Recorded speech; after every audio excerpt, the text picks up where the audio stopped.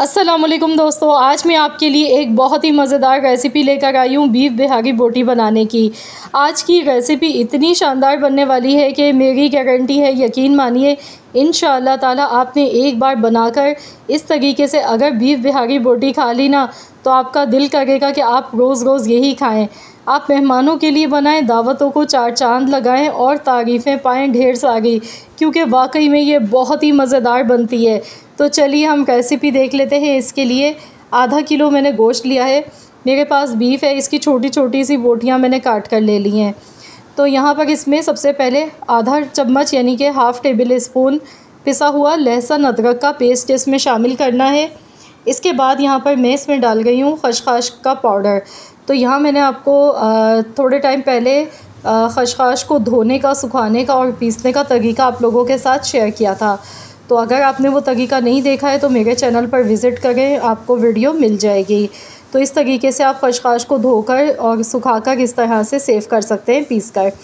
1 table spoon खसखस का powder, इसके बाद 1/4 चम्मच इसमें जाएगा जायफल जवतरी का पाउडर। जायफल जवतरी का पाउडर इसमें लाजमी आपने डालना है, तभी आपको ऑथेंटिक वही जायका मिलेगा बीफ बिहारी बोटी का जो हम अक्सर महंगे महंगे रेस्टोरेंट्स में जाकर खाते हैं। इसके बाद यहाँ पर आधा कप इसमें तली हुई प्याज का शामिल कर देंगे। यहाँ आप देख सकते हैं मेरे पास ब्राउन की हुई प्याज है, आधा कप इसमें प्याज चली गई। इसके बाद दही इसमें शामिल कर देंगे आधा कप।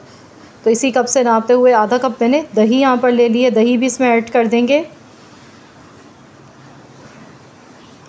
अब इसे चटपटा फ्लेवर देने के लिए इसमें नींबू का रस डालेंगे।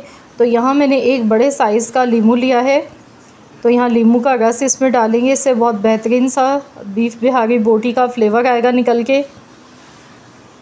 इसके बाद गोश्त को गलाने के लिए इसमें मीट टेंडराइज़र पाउडर हमने यूज़ करना है। मेरे पास ग्रीन पपाया पाउडर है, ये किसी भी आपके जो भी घर के करीब मार्ट हो तो वहाँ से इजीली ये मिल जाता है, या फिर आप कचरी पाउडर डाल सकते हैं। कच्चा पपीता है आपके पास घर में तो वो भी डाल सकते हैं।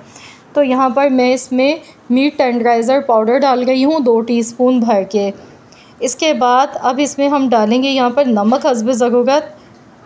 कश्मीरी लाल मिर्च मैं इसमें डाल गई हूँ 1 चम्मच, इससे कलर खूबसूरत आएगा। 1 चम्मच यहाँ पर कुटी हुई लाल मिर्चों का ऐड कर देंगे। नमक और मिर्ची आप अपने टेस्ट के अकॉर्डिंग कम या ज़्यादा भी ले सकते हैं। 1 चम्मच ही धनिया पाउडर, 1 चम्मच पिसा हुआ ज़ीरा, आधा चम्मच हल्दी पाउडर। इसके साथ ही यहाँ पर काली मिर्च का पाउडर इसमें डालेंगे 1/4 चम्मच।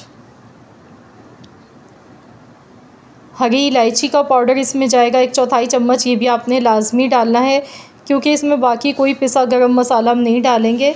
हरी इलायची का पाउडर और जायफल जवतरी का पाउडर हमने इसमें यूज़ किया है।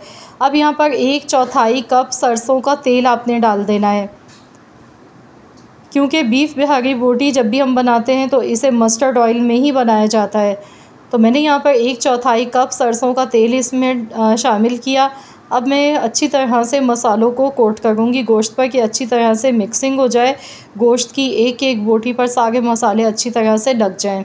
खूब अच्छी तरह से मिक्सिंग करने के बाद हमने मैरिनेट करने के लिए इसे रख देना है 4 से 5 घंटों के लिए। आप चाहें तो ओवरनाइट के लिए भी फ्रिज में इसे रख सकते हैं।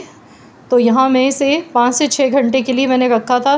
तो यहाँ मैंने इसे 2 घंटे के लिए किचन के काउंटर पर रख दिया था, इसके बाद मैंने फ्रिज में रख दिया था। तो चलिए हम देख लेते हैं, टोटल यहाँ पर 6 घंटे हो चुके हैं गोश्त को मैरिनेट होते हुए। तो जितना अच्छा हमने मैरिनेट किया उस हिसाब से गोश्त की जो बोटी है बहुत ही मक्खन की तरह मुलायम और जूसी बन के तैयार होगी। तो अब यहाँ पर हमने क्या करना है, एक पैन लेना है और इसमें ये सारा गोश्त हम शामिल कर देंगे मसाला लगा हुआ। इसके बाद अब जो बॉल में थोड़ा सा मसाला रह गया है ना लगा हुआ, तो इसमें थोड़ा सा आधा कप के बराबर पानी मैंने शामिल किया है। पानी डालने के बाद इसे मिक्स करेंगे। अब हमने गैस का फ्लेम ऑन करना है और बस इसे ढककर बिल्कुल हल्की सी हमने धीमी आंच पर पकाना है, हल्की आंच पर कुकिंग करनी है। गैस का फ्लेम आपने हाई नहीं करना है। जब उबाल एक आ जाए तो आपने बिल्कुल हल्की सी धीमी आंच पर इसे 40 मिनट के लिए पकाना है। 40 से 45 मिनट के लिए पका लेते हैं। तो यहाँ पर देखिए टोटल 45 मिनट हो गए हैं पकते हुए। बीच में ही मैंने 1-2 बार चम्मच चलाते हुए चेक कर लिया था इसे। तो यहाँ आप देख सकते हैं मसाला अच्छी तरह से पक चुका है। तो बस अच्छी तरह से इसकी अब हमने खूब भुनाई कर लेनी है। तो एक लास्ट स्टेप इसमें मज़ीद और हमने करना है, जिसकी वजह से बीफ बिहारी बोटी हमारी बहुत ही शानदार बनेगी। तो यहाँ हमने स्मोक लगाना है। तो सेंटर में हमने इस तरह से एक प्याली रखनी है, कोयला गरम करना है, थोड़ा सा ऑयल ऊपर से डाल देंगे। तो बस इस तरह से फ़ौरन से कवर कर देंगे, ढक देंगे इसे फ़ौरन से, और 1 मिनट के लिए हमने इसे कवर कर देना है। तो चलिए देख लेते हैं। 1 मिनट के लिए मैंने इसे कवर कर दिया था। ज़्यादा देर तक स्मोक नहीं लगाना है, वरना इसमें कड़वाहट आ जाती है। तो आप देख सकते हैं कितनी बेहतरीन मसालेदार बीफ बिहारी बोटी बनके तैयार हुई है। तो अब हम इसे सर्व कर लेते हैं। तो आप देख सकते हैं देखने में ही कितनी मज़ेदार ही लग रही हैं। इसके साथ प्याज हमने इस तरह से सर्व करनी है। तो लीजिए जनाब, हमारी बहुत ही उम्दा और बहुत ही मज़ेदार सी बीफ बिहारी बोटी बनके तैयार हो चुकी है। आप इसे गर्मा गर्म पूरी पराठों के साथ खाएं, एंजॉय करें, बहुत ही लजीज लगती है ये। तो चलिए मैं आपको तोड़कर भी दिखाऊंगी। ये देखिए कितनी माशाल्लाह अल्हम्दुलिल्लाह मुलायम गली है बोटी हमारी, मक्खन की तरह सॉफ्ट है, अंदर तक जूसी बनी है। अभी ये बहुत ही ज़्यादा गर्म है। तो आप लोग ज़रूर इस मज़ेदार सी स्पाइसी चटपटी बीफ बिहारी बोटी की रेसिपी को ट्राई कीजिएगा। आई होप कि आप सबको मेरी ये रेसिपी पसंद आई होगी। अगर रेसिपी अच्छी लगी तो वीडियो को लाइक कर दें, शेयर कर दें। चैनल पर नए हैं तो सब्सक्राइब कर लीजिएगा। मिलते हैं इंशाअल्लाह ताला एक और नई रेसिपी के साथ। तो जब तक के लिए अल्लाह हाफ़िज़।